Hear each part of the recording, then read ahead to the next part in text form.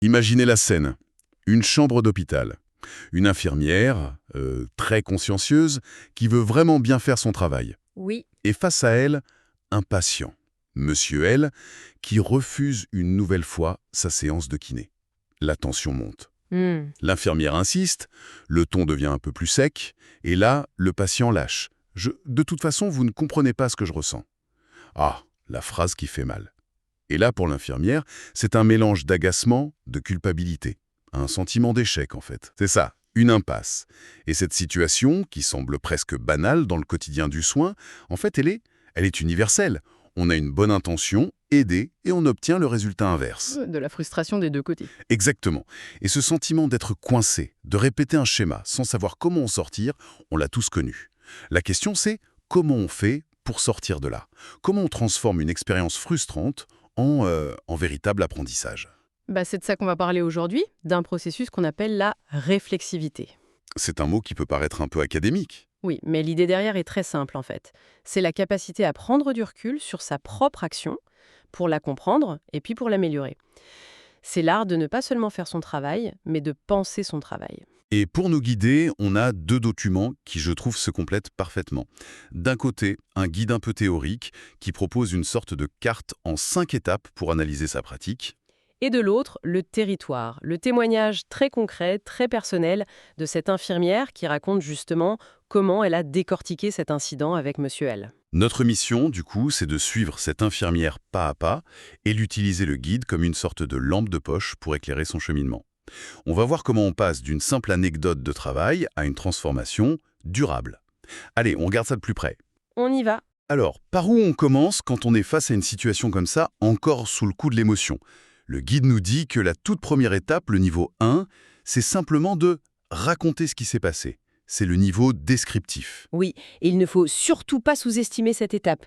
C'est le moment où on a besoin de vider son sac, quoi. L'infirmière, c'est exactement ce qu'elle fait. Elle pose les faits bruts.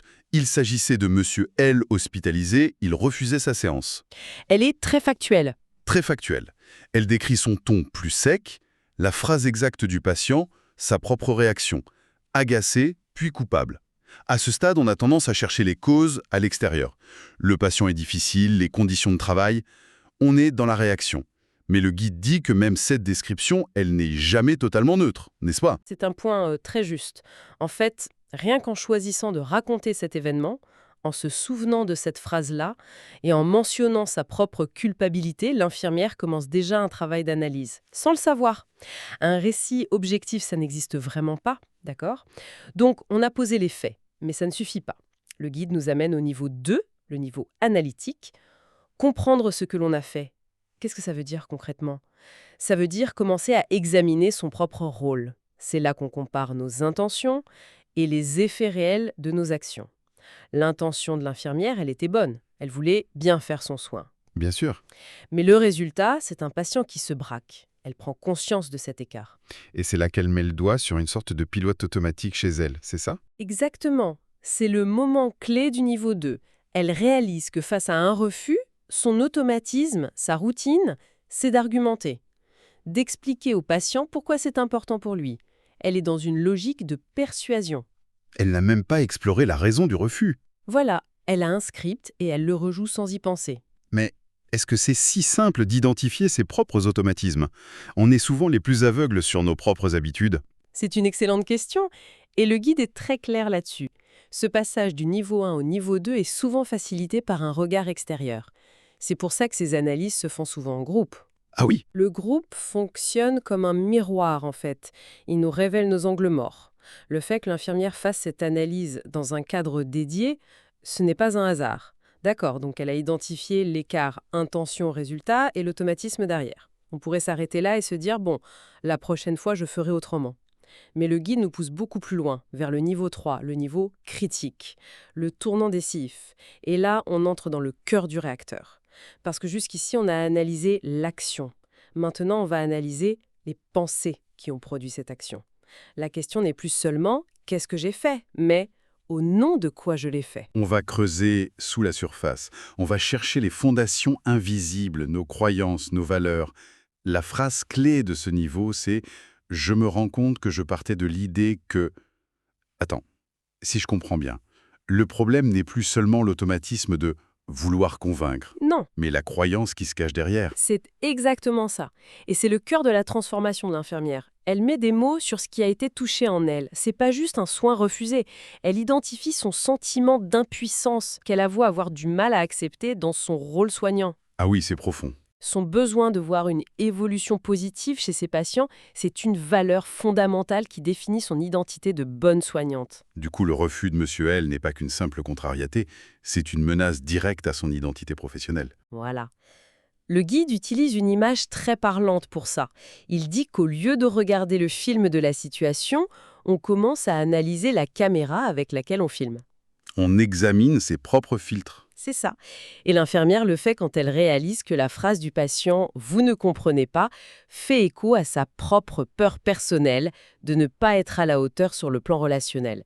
Elle ne regarde plus le patient, elle se regarde elle-même en train de réagir. Ça doit être incroyablement déstabilisant, non? On passe d'un problème technique, comment faire accepter le soin, à une question presque existentielle. Qui suis-je en tant que soignante? Absolument. Et c'est pour ça que ce niveau 3 est si crucial et si difficile à atteindre seul. C'est le moment le plus vulnérable du processus. Pour oser dire à voix haute « j'ai du mal à accepter mon impuissance », il faut un climat de confiance. De sécurité psychologique totale. Indispensable. On ne peut pas faire ce travail si on a peur d'être jugé.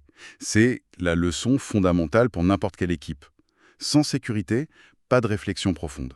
Et donc, pas de véritable apprentissage. En fait, le but n'est pas de ne plus avoir de croyances, mais de prendre conscience qu'on en a et de voir comment elles nous influencent. Précisément. C'est ce qui permet de passer d'un état où l'on est agi par ses croyances à un état où l'on peut choisir d'agir différemment en connaissance de cause. C'est toute la différence. Une fois ce travail très introspectif fait, le guide suggère d'élargir à nouveau le champ. C'est le niveau 4, le niveau positionnel. L'idée, c'est de comprendre que la pression qu'on se met ne vient pas que de nous. C'est ça. Oui, c'est se resituer dans le système. On n'est pas un électron libre. L'infirmière mentionne son rôle soignant.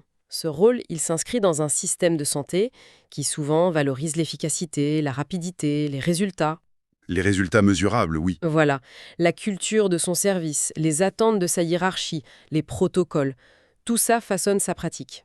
Cette pression de bien faire n'est pas seulement une exigence personnelle, elle est aussi le reflet d'une culture professionnelle. Ça permet de déculpabiliser un peu, j'imagine. De se dire que tout n'est pas de sa faute. Exactement.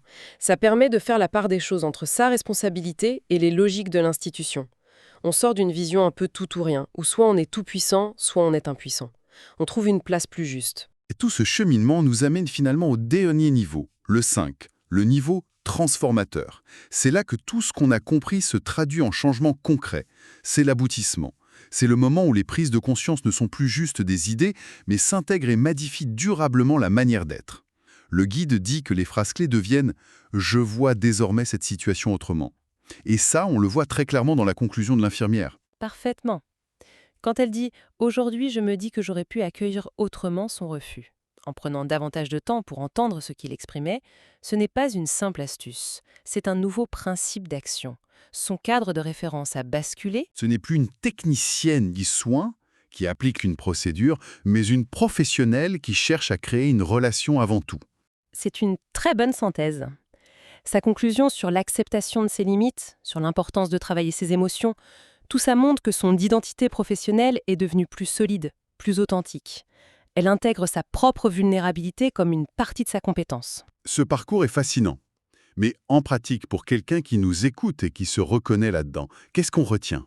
Le guide insiste sur le fait que ce n'est pas un escalier qu'on monte une bonne fois pour toutes. Non, et c'est très important de le dire pour ne pas se décourager. Il est normal de sciller entre les niveaux. Face à une nouvelle situation stressante, on peut retomber au niveau 1. Et c'est OK.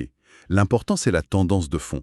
C'est une compétence qui se muscle avec le temps, ce n'est pas une destination. Donc, pour résumer, ce voyage en 5 étapes, de la simple description à la transformation, il prend vraiment vie à travers l'expérience de cette infirmière. On part d'un incident presque anecdotique pour aboutir à une redéfinition de son identité pro. Ce qui est puissant, c'est de voir que le véritable développement professionnel ne vient pas toujours de nouvelles connaissances techniques, mais de cette capacité à mieux se comprendre soi-même en action.